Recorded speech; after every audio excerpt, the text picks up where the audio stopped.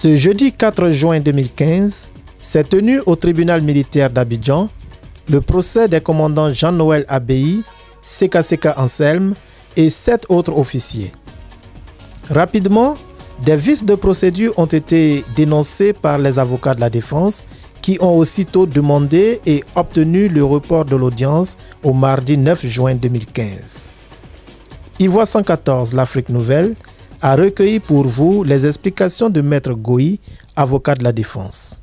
A sollicité donc le renvoi de cette procédure, laquelle demande a été accordée, à bon droit d'ailleurs par le tribunal, au motif de ce que nous avons estimé qu'il y a quand même des exceptions à soulever au seuil donc de ce procès, relativement même à la régularité même de la saisine du tribunal militaire et puis même à la nullité même de la procédure qui a été antérieure, qui a été faite et qui aujourd'hui sera l'objet de ce jugement.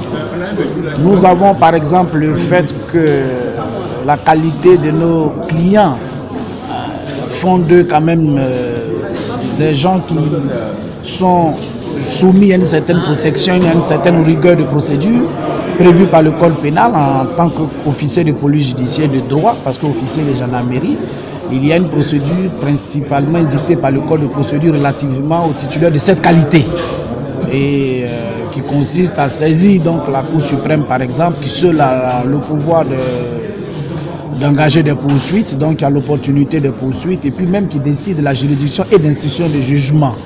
Il y a ces points-là déjà qui sont très importants.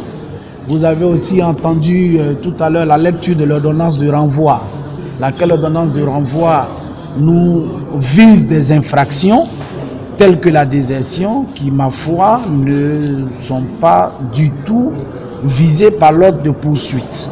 Alors, qu'est-ce qu'est l'ordre de poursuite? L'ordre de poursuite en matière de tribunal militaire qui diffère des procédures de droit commun, c'est qu'en matière de tribunal militaire, le commissaire du gouvernement n'a pas l'opportunité de poursuite. La opportunité de poursuite appartient exclusivement au ministre de la Défense.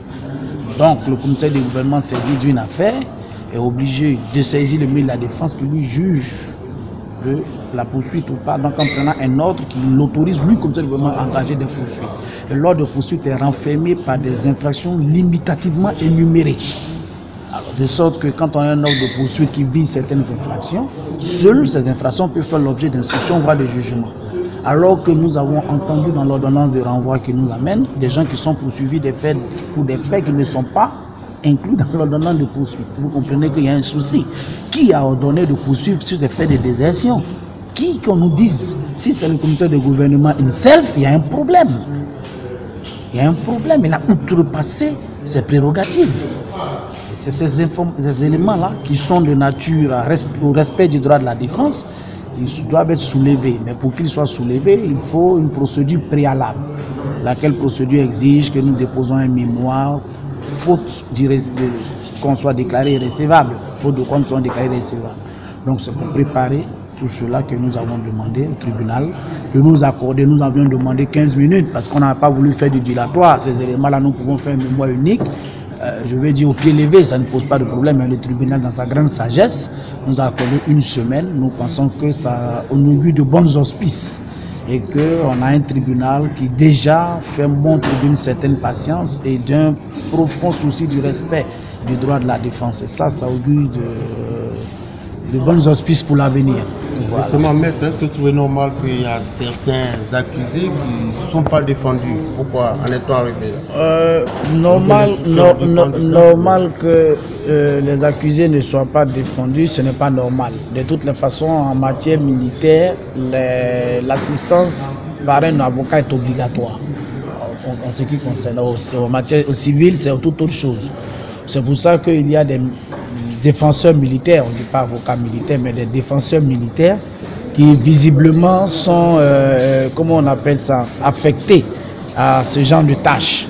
Vous avez parmi les avocats de la défense un défenseur militaire au nom du colonel Banti, voilà, à qui on a demandé donc de venir couvrir ce vice-là, du défaut de conseil. Et le colonel Banti manifestement a donc accepté cela. Et donc c'est un vice aujourd'hui qui est couvert Donc on ne peut pas s'en plaindre, donc il n'y a pas de faute à ce niveau. Et le renvoi aussi d'ailleurs était accordé pour qu'il puisse au mieux s'imprégner du dossier afin d'assurer une parfaite défense. Merci beaucoup.